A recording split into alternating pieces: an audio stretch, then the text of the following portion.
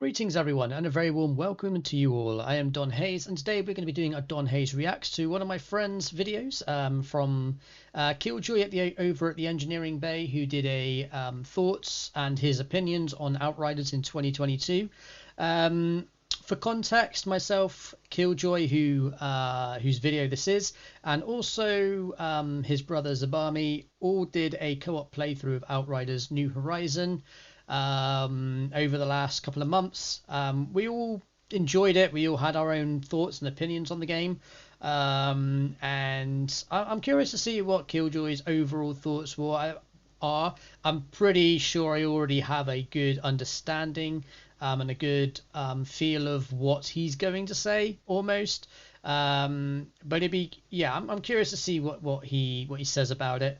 And then I'll be putting my thoughts down alongside his own, really. So be a bit of a, things I do agree with and things I might probably not agree with as much. But in any case, without further ado, let's check out his video and let's go from there. So this is the first time I've actually seen his video. I haven't seen it yet, so kind of curious. But anywho, let's do this.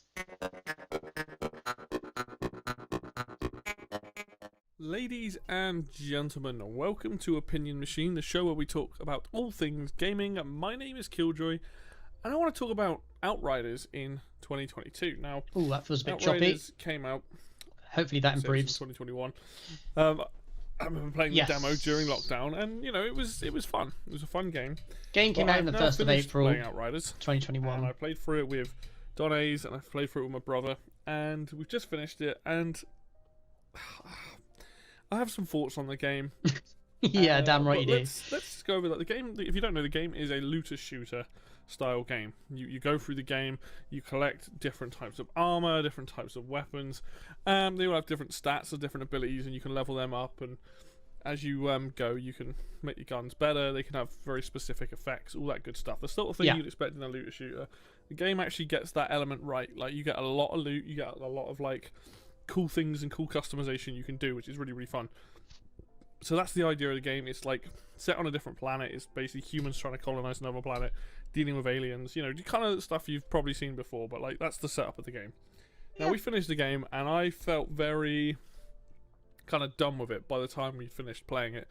Yeah, that's true, you did. The actual game has a core good concept, but it feels like it hasn't necessarily been executed the best. And let's go over the good stuff. Let's go over the bad stuff, and then I'll give my final thoughts on the game as a whole. So the good stuff about this game is the core combat, the core shooting, the core movement, and everything like that works really nicely. Like, this is very much like a Gears of War style game, and it's in the sense that you've got your knee-high walls or whatever, your head-high walls, and you can hide behind them, pop out of cover, you can blind fire. You can carry two main weapons and a sub-weapon. Sorry, two main weapons and a pistol. And the pistol can have its own effects and things as well, and the pistol's basically there in case you run out of ammo. So that's actually a really good point he makes here about it being similar to Gears of War. There are definitely similarities with this game and Gears of War. Obviously the cover and the obstacles. To be fair, you don't need to use it as much as you do in Gears of War. The game is a little more forgiving than Gears of War in the sense that you don't get absolutely massacred the second you move out. This game, you can kind of... Myself and Zabami both didn't really spend much time in cover. Myself, almost no time at all. So yeah, it's an interesting one. Cover is there and it's very useful, and there are certain abilities and skills that enhance attacking from cover or attacking out of cover, depending on what your play style is. Let's continue. They can be quite powerful, but they're never going to be as good as what your main weapons can be. Now, you have like sniper rifles, you have machine guns, you've got things like double guns, which are like two guns taped together.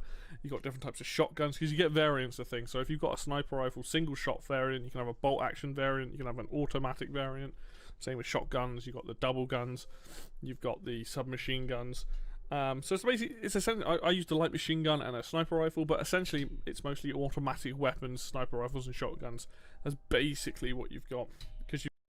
Yeah, so you've got three archetypes, I would say, in terms of weapons. You have got your shotgun, your LMG or light machine gun, and then you've got your assault rifles. You've also got submachine guns.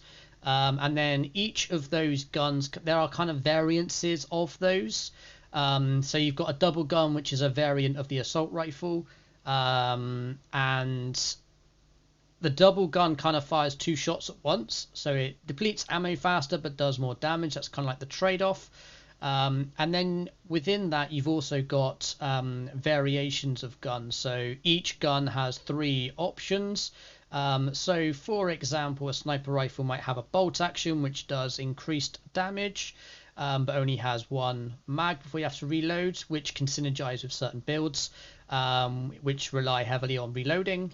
And then you've got, I believe, the semi-automatic, which would have something like 5 or 6 bullets per mag.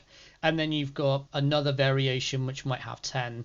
Assault rifles, you generally have fully automatic, which lowers the damage, but also allows you to continuously fire. You've then got the tactical variation, which is a triple shot, the burst fire, which does significantly more damage, a little bit more. Because it does more damage, it's a little bit better on the ammo consumption, but also it does fire 3 shots at once. And then you've also got the sharpshooter mod, sharpshooter variation, which is 1 shot fire. Magazine is smaller, but does significantly more damage, and it's basically a like a semi-auto. So you have to, as fast as you can, tap the trigger or the mouse. And then, yeah, there's trade-offs and benefits for each. And then every single, the submachine gun is exactly the same. And I believe the double gun is exactly the same as the assault rifle. And then you got the shotgun, which has 3 different variations depending on number of slugs fired, that type of thing, like spread shot versus like a single slug. And then, yeah, magazine variances. So the game has quite a lot of diversity in the weapons, which is really cool. But there's only like 5 or 6 different weapons, if that makes sense, or weapon types, and then it's just variations of the same gun. So you find yourself picking up the same gun over and over again, excluding legendaries, which are a little bit different to. I mean, they're still the same archetype in terms of gun, but they have special effects, shall we say, that makes them unique. And then you've also got the pistols. Now, I'm sure Killjoy would be touching on mods. So I'm going to hold fire with mods just in case he already covers it in the future of this video. You've got variants of like assault rifle, double gun, submachine gun as well. You don't really get anything different to that, I don't think, and it's because I primarily just used a light machine gun and a sniper. And then they have their variants, and they have their different pluses and minuses to them. Like sniper rifles have long range damage the further away you are, like the higher it is generally speaking, versus like a submachine gun that has a lot of close range damage. And then there's LMGs that have like huge magazines. Assault rifles are kind of like middle of the road with their own stats.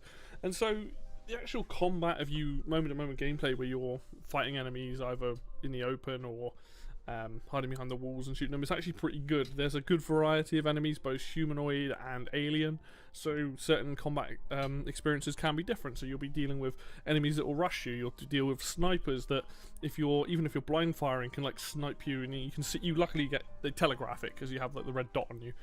But there's actually a good variety of enemies in the sense of what they'll do. You get guys with flamethrowers, guys with mortars, guys with shotguns, all sorts of different stuff. Guys with armor where you have to like blow the armor off their head so you can headshot them. All that good stuff. So the actual. Yeah, so again, he's right in that he's explained that really well, actually, how many there are different variances of enemies. There are basically humanoids and aliens, without giving too much away if you've not seen it.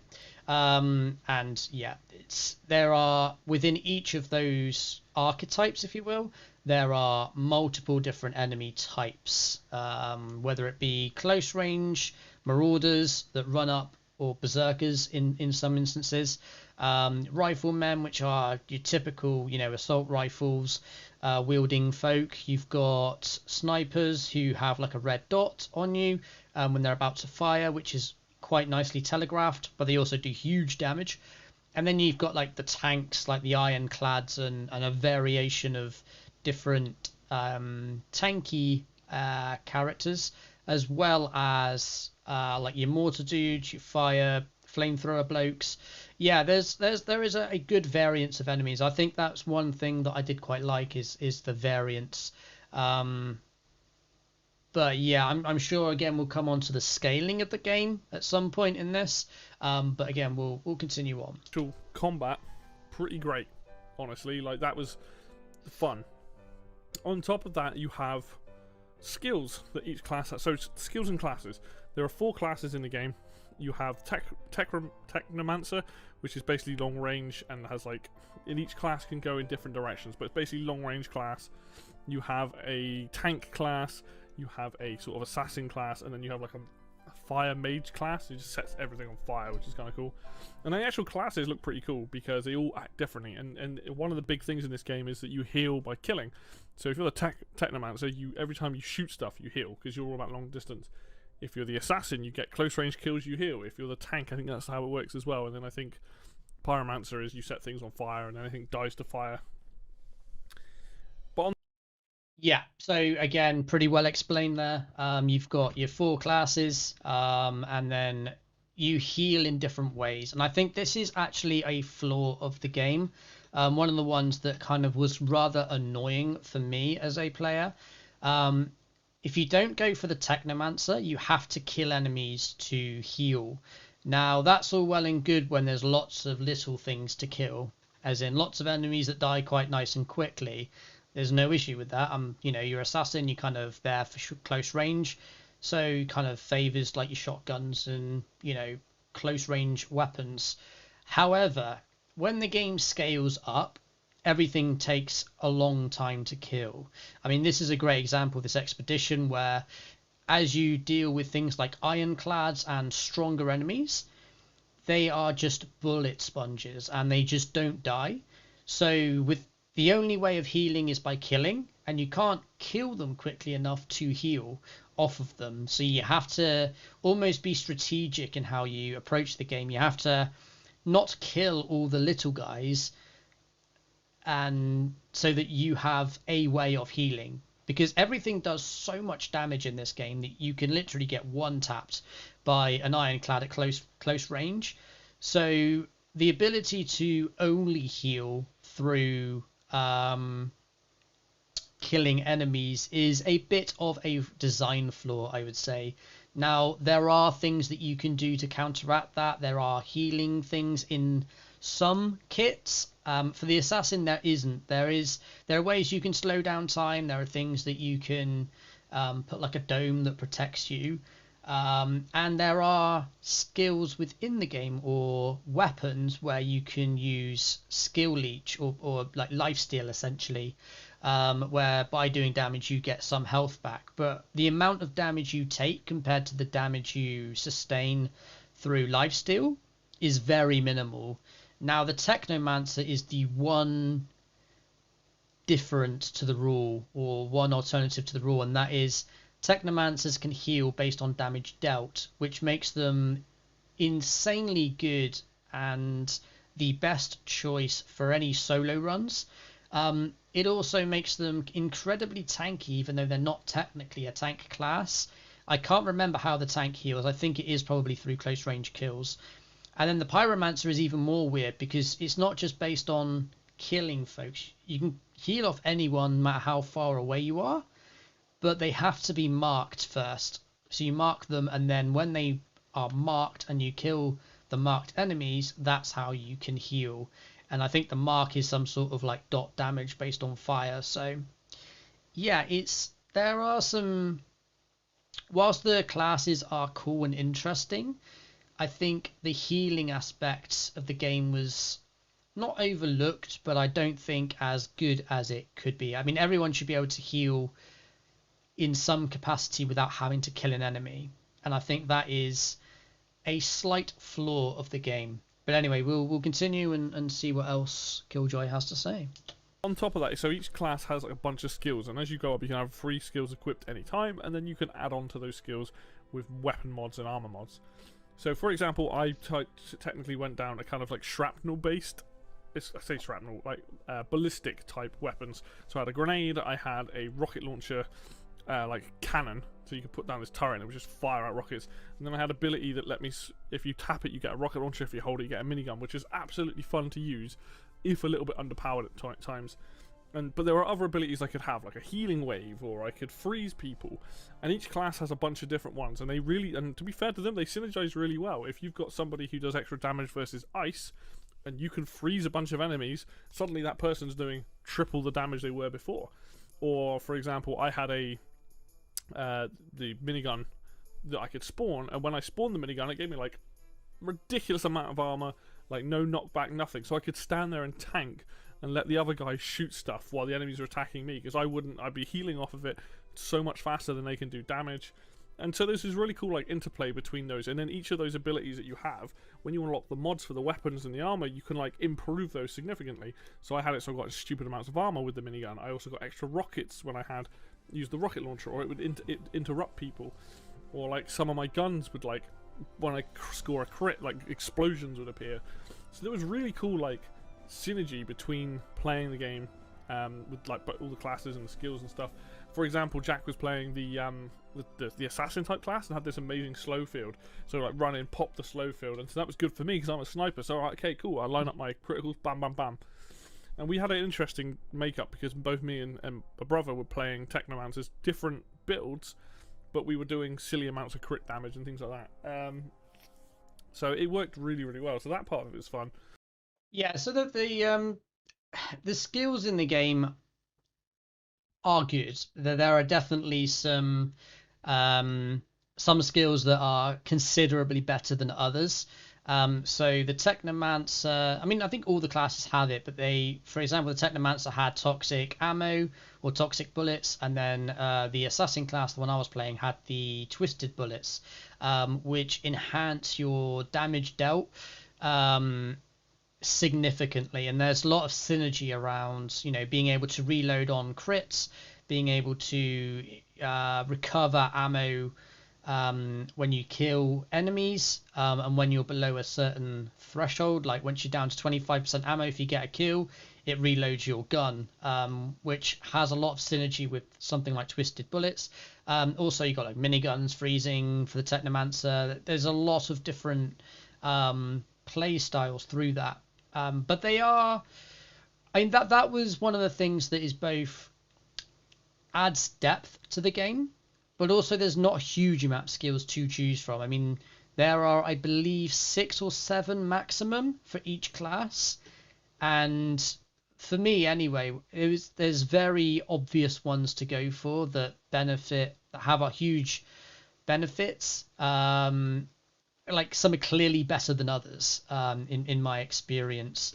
But the game does allow you to build out exactly how you like. And with armor as well, when you mod armor, you can mod them with mods that basically improve the power or the effectiveness of your skills. Some might be, for example, when you freeze an enemy, they also inflict vulnerable, making them take, let's say, 25% extra damage from all sources for a number of seconds, something like that. So there are lots of synergy between the mods and the skills, and that is what makes the game interesting, is the fact that the mods are basically the core part of the game, which is also part of the crafting system, which again I am sure that somewhere along the line in this video Killjoy will touch on, so I won't go into too much detail on that. But yeah, the skills are pretty cool. There's enough variety that you can really build out your classes, build out your composition, and there's also good synergy between the different classes. But again, it really did feel like Technomancer was the best choice of all of them because of the way that it heals.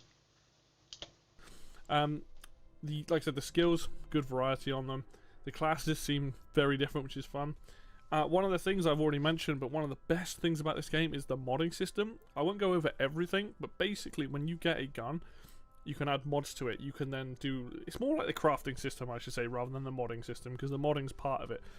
But essentially, when you craft it, when you go into the crafting menu and you have a look at the gun, you can level up the gun, you can increase its rarity, you can change the mods, you can add extra points into the... Because each gun comes with different secondary abilities. So it'll have like a firepower ability, which is like... It might have a firepower of 21k, and that might be like better in some aspects than your current gun, but overall it's better. And then it would have like, you know, long range damage, and then it might have an increased fire rate, and then something else. So you always had these interesting combinations that you could then choose to level up. And this was all done by, when you have armor and weapons, you can break them, you can sell them for scrap, and scrap is your main currency, you get loads of it. Or you can break them down and turn them into leather, or scrap, I think it was. Iron. I think that's how it worked. And essentially you could recycle these parts and then use them to like upgrade. And then you'd have, there was probably one too many currencies, because you had titanium as well, and then you later on you had drop pod parts. So it got a bit silly, but generally speaking, it was pretty good when it came to like, you never really were going to get low on anything. And then you had shards for these different abilities, and you got a lot of shards, because every time you break down stuff you get shards. So all in all, like that system, like that whole system with the weapons and the customization of the weapons was amazing. Like really good, like really good system in play, very customizable, like one of the best parts of the game. And one... Yeah, okay, I'm going to touch a bit more on that. There's really good points with the mods. The mods and the crafting system is by far the best attribute of this game. It is what makes this game unique in the looter shooter genre, shall we say. Don't get me wrong, there's lots of games that have modding systems and crafting systems, but I don't think any game that's a looter shooter is as in-depth and as interesting as the Outriders system. So let's break it down. So first off, you've got all gear can be either salvaged for component parts. So anything of blue tier, which is up to rare basically, will give you leather. Will give you leather if it's a piece of armor, and it will give you iron if it's a weapon. Now, once you get to epic and you start getting epic drops, you then start unlocking titanium. So you can then salvage those weapons and armor for leather or iron plus titanium. Now, titanium is a resource that is used to improve rarity of a gun and also improve the level of a gun. So there's one thing that is worth understanding about Outriders, and that is you as a character have a character level, and then of that character level you then have, based on your progression, you have an equipment level, like a maximum equipment level. Now let's say you are level 10, you might have an equipment maximum level of 20 or 25.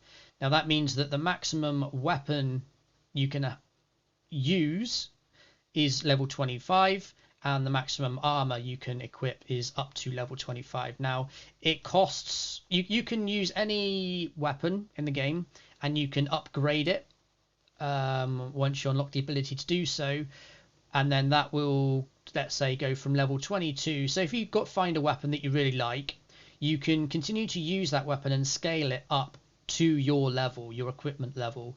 And as you progress, your equipment level improves, and so you can then continue to unlock and progress that weapon, so that it doesn't lose its efficiency as you scale through the game, which is a really good system. I really do enjoy it, because let's say, you know, any looter shooter, you know, you unlock a weapon, it's like, oh, this is awesome, great weapon, useful for like 5 levels, and then it's just, you know, it's a pea shooter. It like barely scratches the surface and does no damage, which is annoying, because then you're like, oh, but I really like the weapon, but I can't use it anymore. So yeah, I guess goodbye, and I'll have to find another weapon that I like. Whereas this game allows you to continually use that weapon throughout your playthrough. the other part of it, which is really awesome, and I think again pretty unique to Outriders, is the fact that you can improve the rarity of a gun. Now you can have a common, which can turn into an uncommon. Again, it costs you iron and leather, respectively, of whether it's armor or a weapon, to upgrade from a, you know, I guess a white or a common to a green or an uncommon, and then you go from an uncommon or a green to a blue, which is rare. And then as you start to upgrade from rare to epic, it costs titanium. Now when you upgrade from green, which is uncommon, to a blue, you also unlock one of 3 options that are presented to you when you upgrade that weapon, to improve or to add a mod basically. And then you can also, once you go from blue to purple or rare to epic, you can also unlock a second mod slot, which you can again pick from one of 3, and then you can keep one mod and change the other, and it's locked. So once you've made that decision as to which mod you want to keep, that decision is final, and the only way of undoing that is by finding another weapon. Also, shards is an interesting one. So shards is actually quite a cool mechanic in this game. So over and above the modding system, which I will touch on in more detail in a moment, over and above that, you've also got shards, which is almost its own leveling up system, over and above the mods thing. So here's an example. As you find guns, certain guns have different attributes. Now those attributes, let's say for a weapon, it might give you close combat damage or long range damage. It might give you armor piercing. It might give you more magazine. There's lots of different attributes that you can find. Oh, lifesteal, sorry, would be not added magazine. That's more of a mod, but yeah, for you could be like lifesteal basically. So lots of different things that you can find, and these we're talking small percentages, so it might start at like 2%, and then as you progress and as you scrap weapons and armor, you get shards. Now those shards are linked to the type of weapon that you scrapped basically. So let's say you had a weapon that has close range, long range, and lifesteal. You will get shards of each, I believe, once you scrap that. It's only a small number, but as you find a lot of gear throughout the game, a lot of loot, and you end up scrapping a lot of it, and then over the time you end up getting with quite a lot of shards, and then for each weapon that you find that you want to keep and you want to upgrade, you can utilize those shards. So let's say I've managed to scrap 1,000 shards worth in close range. I can utilize that and power up my 2% lifesteal up to 10%, let's say. And whilst you keep scaling, you have to keep remodding it so that it retains its efficiency, essentially. And then finally you've got mods, which is, I think, the best part of Outriders. It's straight up, it's so good. The fact that you can have up to 2 different mods per weapon, depending on its rarity. There are 3 tiers of mods. So you've got tier 1s, which are generally up to, I think it's blue weapons. So anything up to rare would be a common mod. And then you have your tier 2, which are epic mods. So epic guns tend to have their own unique set of epic mods. And then when you get legendary guns, you can scrap them and turn them into legendary mods. So the interesting part about it is every gun has random mods as you find them throughout the wilderness, and you kill enemies. You can then, if you find a mod that you like, you can scrap the weapon or armor, and then you gain access to that mod. So you make a bit of a call at the end, towards the end of the game, where you've got epic guns that you like, or even legendary. Now you might really like that legendary mod, but the weapon itself is, it's okay. So then you can make the decision, I'm going to scrap that weapon, that legendary, just for its mod, and then I'm going to equip that mod onto this assault rifle that I want to use. And you can just mix and match as your heart's content. There's so many mods. I think there's literally about 100 mods throughout the game, in the 3 different tiers, and those mods you can then use to power up your build. There's lots of synergies. You could have synergies with other players, and if you're playing solo, there's lots of fun things. So you've got like lightning strikes, you've got chains that do dot damage, you've got sets on fire, bleeds, and then you've got also other mods on armor that might be, once a target is bled, you take extra, you can, like, when you kill someone who's afflicted by bleed, you gain 40% of your magazine back. So there's lots of synergies you can start building. You can start creating a really cool build. And yeah, it's just very expansive. It's very unique, and I think it is the thing that makes Outriders a very interesting looter shooter, and I think one that a lot of maybe other companies could probably take note of, that it is a really good crafting and looting system. And then also when you get to expeditions, you also add in drop pods as well, which I mean, I think one of the issues with this game is the scaling, and the scaling when you get to different even expeditions, because you have like a world tier system, and then you've also got an expedition tier system that basically works in the same way, like 1 to 15, and then you gain more the higher the world tier. And also there is a trade-off, unfortunately, with that, and that is everything costs so much more and everything scales with the game. But anyway, I'm sure again that will probably be something that will come up later on in this video, but let's continue on and see what else Killjoy has to say about the game. One of the other things that was really interesting, and an interesting way of doing things, was this world level system. So you have your personal leveling up. You level up, you gain extra health, you gain ability points, all that. But you also have a world leveling system, and it goes from 1 to 15. And as that goes up, it increases the difficulty of the enemies. It increases your drop loot chance. It increases all these different things, so you'll start finding legendaries in the world and all this other stuff. And it's a really fun system, and it lets you customize it, because if you get stuck on a part, you can like drop the level down a bit and get past it. Yeah, that is a really good thing. It's like it's on the fly, you can change it.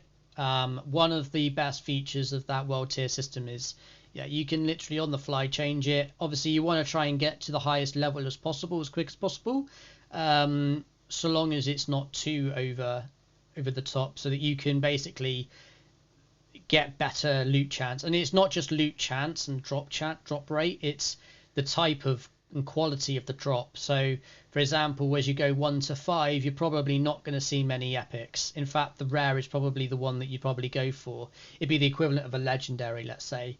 As you go to 5 to 10, you probably see a lot more epics drop, and those epics would be kind of like, you're almost like your legendary. And then as you go from 10 to 15, you start to see the legendary drops come through. So the higher you go up on the world tier, the better the loot quality, and also it really directly influences your equipment max level. Again, I was saying earlier about the sort of the scalability of the game and how it scales through your equipment level as well as your actual level, and the world tier as well. So allows you to really improve the drop chance, etc. Kind of lost my train of thought there for a moment, but yeah, it is a good system. It is a very good system. I think it's something that we'll probably hopefully start seeing in other games as well. I think it is, again, one of the things that makes Outriders unique, and I think it's definitely something that more games should accommodate, really, because I think it's some lessons to learn from this game for sure. Some really great ideas actually in Outriders. Your loot's a bit worse, but it doesn't matter so much because you can put it back up. And it's something that I quite like the idea of more games doing. I think that itself was cool, because it just meant like you could automatically set it so it would just constantly go up. So the idea is it would scale with you. As you got better, the world would get harder, and you kind of never felt like you were behind the curve. So you can do it either way. You can make it harder for yourself, or you can make it easier for yourself. And that was implemented really well. I think that was one of the more positive things about this game. Yeah. To be honest, those things I've just mentioned, the world system, the crafting, the core combat, and the skills and the classes, are really the only good bits about this game. It kind of falls apart everywhere else, unfortunately. Okay, so I'm guessing this is going to be the segue into the bad. So we've had the good. I guess moving forward, we're going to see the not so good things about Outriders, judging by where that conversation's going. And I, to a degree, I would agree. Those are the key highlights, I would say, of Outriders. And there are numerous issues with the game, but I'm not going to try and second guess where he's going to go with this. I'm just going to play it on and go from there, and we'll pick out the things I think that we need to, things that I would like to sort of add my thoughts to as we go. Now, this first one's a bit of a personal preference, but I will say this is a big pet peeve of mine in many looter shooters, and Borderlands being one of my favourites still does this quite badly, and that's skill trees. And quite frankly, the skill trees that are in this game are awful. They are boring for a game that is built around being co-op. There is no multiplayer component to this. Okay, I'm gonna slightly disagree with this one. I'm gonna let him finish his train of thought, and then I'll jump in on it. But I don't think the class system is as bad as Killjoy is made out in this particular bit, but we'll see. I'm curious to see what his reasoning is behind this one. There are these big circles on there, and there's also small circles. Yeah. The big circles will try to give you some kind of big buff. So it might be like, for example, I had one that was your sniper rifles do 20% more damage. Alright, that's reasonable. And you have a higher chance of finding sniper rifles in the overworld. Alright, cool. That's actually kind of cool. Yeah. A lot of the other stuff was like, here's 5% more damage. And you have to get like 4 of these before we get to the next big orb and stuff. And quite frankly, the skill trees are boring as hell. There's nothing interesting in there except for maybe like 1 or 2 abilities and like the final bubbles at the end. And that goes for all the classes. Having read a lot of it, it's not that interesting. And I know that 8% here, 9% there, 10% here is all well and good in a game that's building towards that end game or like specific builds. But that isn't for me. Like, I don't play these kind of games to have boring skill trees, right? I want it so that I've got interesting stuff to look forward to throughout the entire tree of the tree. Whether that's like every time I score a critical hit, I don't know, like an explosion happens, and that kind of happens with the mods, and the mods fill in for like how much more interesting they can be. Like, some of the mods are amazing. Now you get one which drops like a... Okay, so we're kind of going back into mods here, but yeah, I understand his points. I don't disagree with the points he's making necessarily. He is right. The mods do definitely fill in for the class tree and make the whole build progression a lot more interesting. The big sort of orbs, if you will, or the big bubbles, there are kind of checkpoints, if you will, across your build. Every class has a choice of 3 different distinct builds. One for, I think, the assassin. One was actually, no, I'm going to go down the Technomancer one because I know it better. The Technomancer, you've kind of got one which is kind of focused around the turrets, one that's kind of focused around vulnerabilities, dot damage, a little bit of different things here and there, and then you've got another one which is more focused around the weapons. So yeah, I guess you could call it utility, healing, and DPS. Now, those 3 different options, each, if you, let's say, really want to go down the DPS route, then there are, I believe there's something like 5 or 6 big checkpoints, and then along the way there's like 20 small, well actually no, I think it must be like 25 small points and then 5 big checkpoints, with one at the end being like quite a big, a power thing to go for that you really want, because it kind of finishes off the build, if you will. So these little ones do things like add 10% lifesteal, or add 10% to your um, uh, armor penetration, 5% damage, or for the assassin it might be 5% close range damage. For if you're going down the sniper route, you might have like an extra 5% long range damage. Now, if you imagine each tree has 2 branches, for example, your DPS, you might have assault rifles and shotguns in one branch, and then you might have submachine guns or sniper rifles in the other. So within each, I guess you'd call it. I guess you would call it a branch. You then have 2 other off branches of that, which kind of adds a little bit of complexity, and it's all about building up towards scalability. Now, I understand that, you know, it's not that exciting from oh, you get an extra 3% damage, you get an extra 5%, you get an extra 10%, but actually when you think about it, it's better to have a percentage than it is to have a flat, you know, you do 10,000 damage when you hit someone with this. It's like, yeah, that's great, until the game scales. And then what was 10,000 damage actually doesn't do anything, it just tickles them, and it's no longer interesting. So the percentage is the right call, I think, in terms of it scales with you as you progress through the game, and as you progress through the world tiers, and as you progress through the expedition tiers. So I don't think it's generic, I'll give him that. It is quite a generic skill tree. There's nothing. I guess Borderlands 2 is, I think, is what he's referencing here, where there are, you know, when you do this, lots of cool, crazy, batshit crazy things happen. Like you pick someone else and you can pick 3 other people up as well, or yeah, you drop a turret and I don't know, you gain 50% attack speed for like 2 seconds or 10 seconds or something stupid or crazy like that. Or when you do this, a horse just tramples the battlefield. I don't know. I think that's the kind of thing that he would like in terms of spicing up the skill tree or the class trees. But I think for a game like this, I don't think it's bad. I just think it's generic. Honestly, I think it works.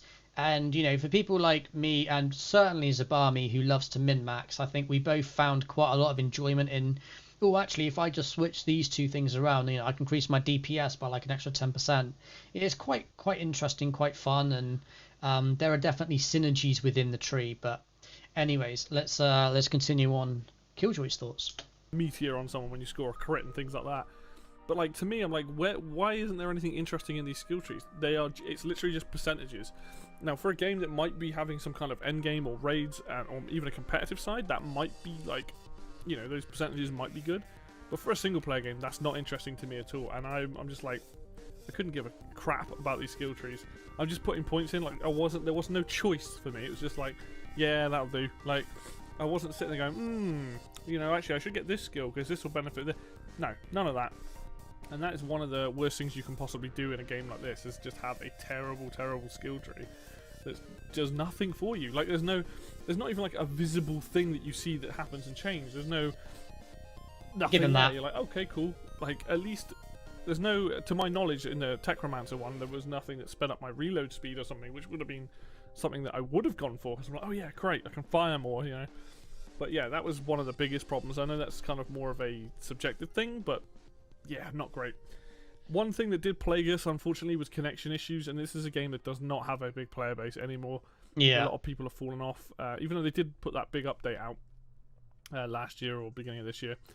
And yeah, quite frankly, it didn't affect me so much. I didn't drop at all. The biggest problem was playing a sniper when you're trying to shoot stuff and the monsters are lagging out. Like, I'd be shooting a monster, and it'd be running towards me, it would run past me, or like it was ignoring me, and then it would walk back into the middle and things like that. This happens so much, and the game, even in there was one massive arena near the end of the game, and the game just can't handle it. Like, it was laggy as hell, it was like unplayable, and that towards the end of the game, on top of things being a bit more bullet spongy, which I'll get onto in a minute, the game just comes to a horrible grind and all the halting, and it's just not fun. Like, really getting to the end of the story, and the main story was just like, I don't want to do this anymore. Like, I wasn't having fun for a good chunk of it. Like, up until that point, I was genuinely having fun because I was doing it with the other guys. Even though the game's not perfect, I was like, oh, I'm having fun with this. At points, I was like, I don't want to play this. This is just, this connection thing is just not working. So that was a major issue. Yeah, just to reiterate that point 100%, it is definitely a big flaw with the game. It was even worse at launch. Can you believe when the game first launched, it had a huge like a huge player base, and everyone was just on the forums because you'd be in the middle of a game and then halfway through the run you just like lose connection. I believe it was down for literally like a week almost. Intermittent, like there'd be times when you can go on, you do like 2 hours and then the game would just boot you out for absolutely no reason. Then you'd just be stuck on a loading screen indefinitely, so you'd have to alt tab or restart your computer out of it. It was, even in this like almost year and a half down the road, we're still experiencing some of the same issues.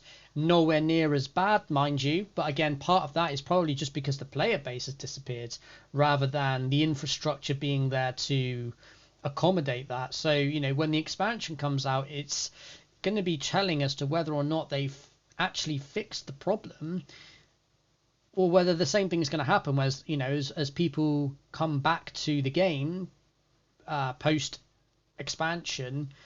Is everyone just going to get booted off the servers? And it is a game that has a very low player base as it is anyway, so you would kind of expect it to have a quite stable infrastructure. The fact that it doesn't is a little bit worrying, honestly. And yeah, the whole part of people zooming past you as in monsters, completely unnecessary. It's annoying. It really is. There were times where we would lag or we just couldn't connect to each other. And we've all got pretty good internet, so it's definitely not a us thing. It's definitely a server issue, an infrastructure issue on their end. And it does.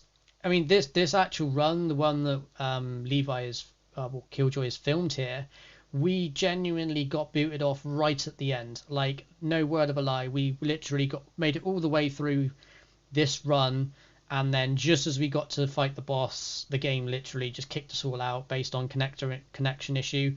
We rejoined straight away, and there was no issues after that. And it's like, really, it's just annoying, shall we say? But anyway, let's continue on. We're talking about bullet spongy enemies. Unfortunately, once you hit level 15, if you don't have like builds, essentially, you are going to smash your head against the wall. We hit areas where you'd hit like 5 like elites, I think they're called. Yeah. And it'd be like elite guys enemies with shotguns and like whatever, and like, oh my god, you'd be unloading like 500 bullets into one enemy. Like that, at that point it's like, why? Like, I know it's meant to scale with the amount of players and the world tier, but like, you shouldn't be punished for that. On top of that, you were taking 1 or 2 shots to almost get downed, and that's a problem when you're trying to basically artificially extend your game by just making bullet spongy enemies. Like, again, not fun. Terrible idea. They need to go back and redo it. I agree. But yes, make the enemies hit hard. That's absolutely fine. Make them have some health. But like, if they've got silly amounts of health, I'm hitting for like 60k crit damage, and I'm not hardly touching them. So I was like, oh dear, this is like my worst nightmare with looter shooters. It's like they don't know how to make it harder. Instead, they just make everything bullet spongy, and it's like, no. That's a good point. We don't want that. No, we do not. As gamers, we do not. Before Killjoy runs into his next point, I am definitely iterating this point. It is one of the biggest problems with this game, and that's the scaling. And it's some of the scaling it does well. Enemy health, no, it does not do that very well at all. In fact, it's probably one of its worst problems, or biggest problems, I should say. It's just this ironclad, like 24,000 damage, like, oh yeah, some big damage, big numbers, and then you realize just how much you tickle him. It's like, what, am I shooting with a pea shooter or something? Come on. I think it's really well put, actually, how Killjoy has put this. Is they don't know how to make the game harder, so they just increase the health. and they just scale everything up to a ridiculous level, and then it becomes unenjoyable. Like, part of the fun and part of the enjoyment of this game is at the start of the game, you are a badass, you're an altered, you are literally just kicking ass and chewing gum. And then at the end, it's like, I'm shooting the same enemies, like visually they're exactly the same enemies, and yet I'm doing nothing to them. Like, what the hell? Well, these just amateurs are just all of a sudden absolute gods. And it's like, and on the contrast is you get one shot or two shot with enemies like the Ironclad and others which have like guns with, well, like shotguns. They'll literally one tap you if you're like within a certain range. I'm not just talking point blank, I'm talking like a fair distance away from a shotgun of all things, and you just get one pumped, and it's like, really? Like, yeah, the scaling in this game for enemies is horrific. The scaling on the guns and the scaling on sort of damage that you do is pretty cool. It's just the enemies have got too much health. and there's not enough variety in what you're facing. You're just facing the same skinned enemies over and over and over and over again. And then, when you do expeditions and you're on expedition tier 15, I think it is, it's just, oh man, it's just a bit of a joke, really. And what is interesting is you've got a lot of little like riflemen, which are your kind of noobs, if you will, your entry level enemy, who just go down in like a sack of shit. They go down in literally 2 or 3 hits, and it's like, oh, that's cool. And then you've got Ironclads, which you literally have to unload an entire 5 magazines into them, with all the benefits, with all the twisted ammo and all the other bits and bobs that you've done to create your build to do the absolute insane damage, and it takes away the enjoyment of the game. But yeah, those are my thoughts on this one. We'll continue on Killjoy's conversation. Very middling bosses. There's a couple of boss fights in this game that are actually fun. Halfway through the game, you fight a guy, you run up a bunker. My favourite part of the game, you storm the hill, you're shooting, running on through like World War I trenches almost, and you fight this boss on top of the hill, really fun. And then there's a big spidery boss, and every other boss in the game is forgettable. Those are the only 2 bosses in the entire game that are actually like memorable and fun. The final boss is just a joke. Like, it's not even. And I say this, like, yeah, not to completely like shit on the game, but I say this and not even as a joke, right? I recently played and finished Kirby and the Forgotten Land. The boss fights in that game, especially the final one, way more interesting, probably more difficult than the final boss in Outriders. Like, and actually has personality, unlike the boss in this. And then this one character that they make a big deal about doesn't come back until you fight him in some expedition late game raid thing.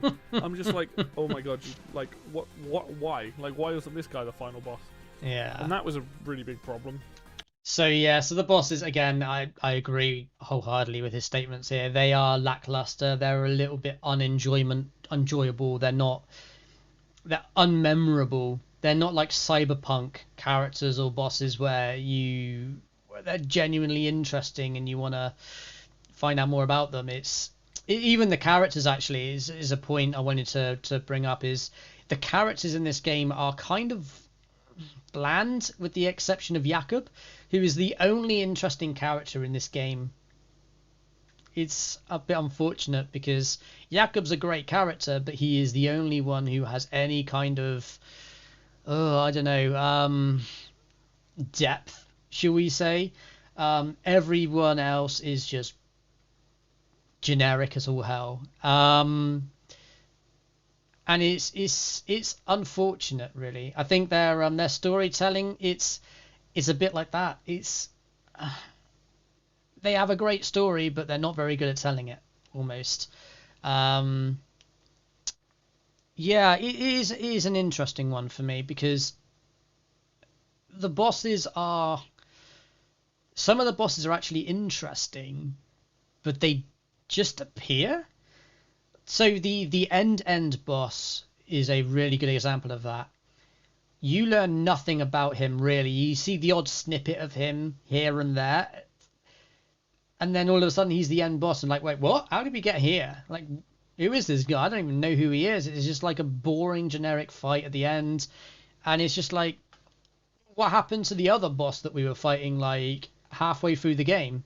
Like, you just disappeared and fucked off, and then reappears in an expedition at the end of the game, and you're like, what a wasted resource. This is a genuinely interesting character that you want to learn more about, that you've bigged up since literally not far off the start of the game, and then he just disappears and you don't hear from him, and then he just randomly turns up in an expedition that's like end game content that half of your player base probably aren't even going to play.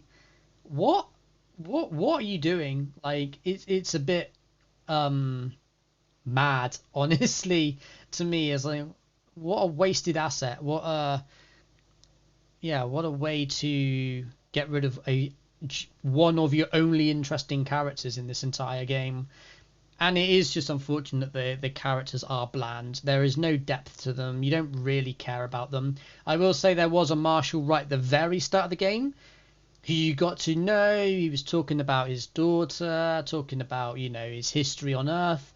You got to get into his story, and he fucks off. And it's like, I say fucks off. There is an event that happens, and you're like, really? What the fuck was the point in the entire first 20 minutes then? That just kind of like defeats the whole object of learning all about this character that you've gotten rid of. Like, what? Why? It's a little bit weird, I'm not gonna lie. And then, like I say, all the bosses that precede that and all the characters that you meet after that are really just like, don't really care. Not really. But the story is good. Like, the actual story that they've created here is, as a massive fan of sci-fi, is a genuine treat to sort of see play out, really, because it is intrigue and mystery and sci-fi and all this good stuff. And it is a genuinely good story, a very interesting one. But the way that they portray the story is not that great, and unfortunately the animations don't really do the game justice. The game isn't lip synced well, unfortunately. It's voice acted okay. As say, Jakub and a couple of the other characters have a pretty interesting voice acting, but the rest are kind of generic. It's not lip synced well. The animations are all over the place. You've got a lot of clipping with a lot of the apparel or the clothing that the characters wear, where you just honestly, it's like it draws your attention away to where the attention should be because something weird is happening off in the distance. What the fuck is going on here? Like, why is this guy's cape going through his body and then like flipping back? And I'm like, whoa, this is too weird. Like, you're completely throwing me off of what you're trying to say and the points you're trying to get across. And there's one other thing I would like to point out as well. So that throughout the game, you do pick up these, I guess, knowledge things, these tidbits of information. And then towards the end of the game, they're voice acted, whereas throughout the rest, all up to the game, they're not. They're just, you pick them up and you have to read them, and they are long bits of text. So almost a lot of people, I'd imagine, probably wouldn't even bother reading it. But there's really interesting information on there. Things that have a lot of lore, a lot of history, things that happened back on Earth prior to this game. And if they just voice acted it, it would be so much better, because quite often you'll be running around, you'll have the voice acting going on as they're narrating the story, and you're like, oh, this is really good, you can carry on doing what you're doing, rather than having to stop, take a 5-minute breather to read the information and then carry on. If it was just voice acted, it'd be so much better. But again, just a missed opportunity, unfortunately. Which brings on to the story, and the story isn't a bad story, it's just told really badly. So, trying to get through this game, I didn't care. I hardly talked to anybody. I didn't care about what people had to say. Like, there were some funny one-liners from your character, who's basically literally just what I said the entire time. Oh yeah, you are a bit of an asshole. That much. And on top of this, everything feels generic as fuck. And this is the problem with this game, is that, like, apart from the legendary guns, everything's generic. It's meant to be, like, I guess realistic-ish, There's some nice colours, and the game's it's not a bad looker, but like it's just human people and like some other humans and like fighting some aliens, and there are parts of the game that don't feel as generic. 90% of this game is generic as hell, and it's just not interesting. Like, they would have been better off maybe going for maybe a slight like cartoony art style, or just something more vibrant colours. I don't know, but it is one of the most generic games I've played in a very long time. He's not wrong, to be fair. He's not wrong. This brings me to my final thoughts really on Outriders, and I have to agree with what Jack was saying. He was like, there's a good foundation here, and he's right. There is a good foundation to this game, but I cannot recommend this game to anybody. Like, that end game Savage, content, but that like last couple of hours of the game are just awful. So like, it might start off quite well, but it just becomes such a slog and not interesting and not fun to do. And quite frankly, I was just like, I'm done. Like, we finished it now. We're going to be moving on to other stuff, and I don't think I'm going to even come back to this when the expansion comes out, unless they fix some of the core issues with this game. Maybe when they've done that, I'd have a better feeling. Like, right now, right? Again, I don't like to put scores on games because I think they're pointless. This is absolutely the most middle-of-the-road game. This is a 5 out of 10 kind of game, right? Don't even waste your time with it. I played it on Game Pass, and quite frankly, unless you're going to play through this once with friends, do it. Don't play it on World 15. Like, drop it down a couple, maybe like 13 or 14, or even 12 or 13. And just have a fun playing through it. Find the difficulty, do some of the expeditions at the end, and even though they get ridiculously bullet spongy, and just have fun with it and move on. Like, this game is not worth the price. Like, I think it's like £20 or £30. It's like, it's just not worth it. The game's laggy as fuck. Like, honestly, it's disappointing to come away from it because, like, again, I started off by having fun, but yeah, just marred down by issues, and once you get to a point where you're smashing your head against the wall and every combat encounter takes like 15 minutes, and you feel like you're not doing, like, I literally, compared to the other two, I felt like I wasn't doing anything in the fights apart from, you know, taking damage and like plinking away like a couple of 100 health or whatever. It just became a grind and just not fun, and you don't want that in a single player game. That's how you turn people off. Single player co-op game, sorry, but that's how you turn your player base off. So yeah, honestly, don't waste your time on this game. It's a shame. I do hope that People Can Fly will make go on to make a sequel, or even with this expansion, go on to really improve the game, and I hope they do that. But I think I'm done. I think I'm done with this because, you know, it's now their job to convince me to come back. Right now, I don't want to put any more time or hours into this. So yeah, so there you go. There's my thoughts on Outriders. I finally played it, completed it, mate. Yeah, just not a fun experience at the end of the day. So that's unfortunate. But thank you very much for watching this video. As always, if you liked the video, hit like. If you want to see more content, then hit subscribe. Links for Facebook and Twitter will be down below in the description as always. And until next video, I will see you then. Alright folks, so there you have it. That was Outriders New Horizon. I've been donHaize.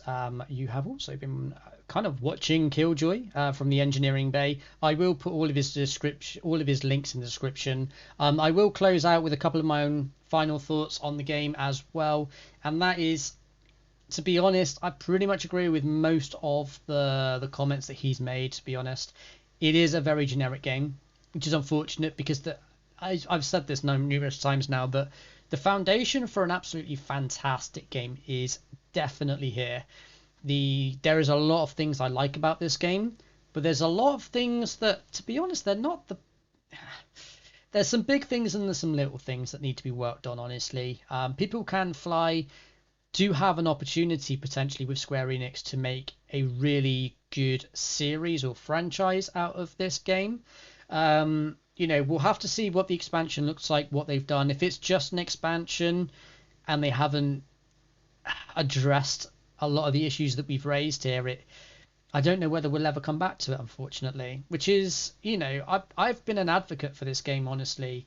And even for me, I'm kind of a little bit torn, a little bit on the fence as to whether or not I'd come back. I'm probably not as harsh as Levi and Killjoy in the sense that I probably would come back to play the expansion. I don't think it's on them to convince me to come back, but it would be great to see some improvements, a little bit more A lot more improvements to the animation side of things, to get rid of some of the bugs that are in the game, certainly work on their goddamn connection issues, and please sort out your scaling, please, because it is a good game. At its core, it's a good game, but I think I would agree with Killjoy's comments that I can't recommend the game to anyone, really, unless it's on Game Pass. If it's on Game Pass and it's free and you're already paying for the subscription, definitely worth picking up the game, giving it a go. Play with some friends. You'll get a lot more enjoyment with playing with friends than you will solo. This game is a co-op game, 100%. This game was designed to be co-op. You can play solo, you can play single player. If you do, pick Technomancer, don't make your life difficult. And yeah, I just hope that we will see some improvements on the expansion, and you know, we may even see an Outriders 2, and I think an Outriders 2, if they address the issues either there or at the expansion, I think this game and this franchise could be massive. Like, the player base at the start when this game launched was monstrous. Like, it did so well. It's just, unfortunately, it was marred by a not so great experience. Even though the core mechanics were actually pretty decent for the most part. So anyways, that's been our thoughts. Thank you so much for tuning in. I hope you enjoyed our discussion today. If you like this video, hit the like button. Subscribe if you want to stay up to date with all the content we upload. Also hit the notification bell if you want to be notified when we go live or when we drop videos. And if you have any thoughts or if you have any questions, drop your thoughts in the comment section below. I've been donHaize. You've been watching Killjoy from the Engineering Bay as a third party, I guess. But yeah, thanks for tuning in, and as always, until the next time, peace.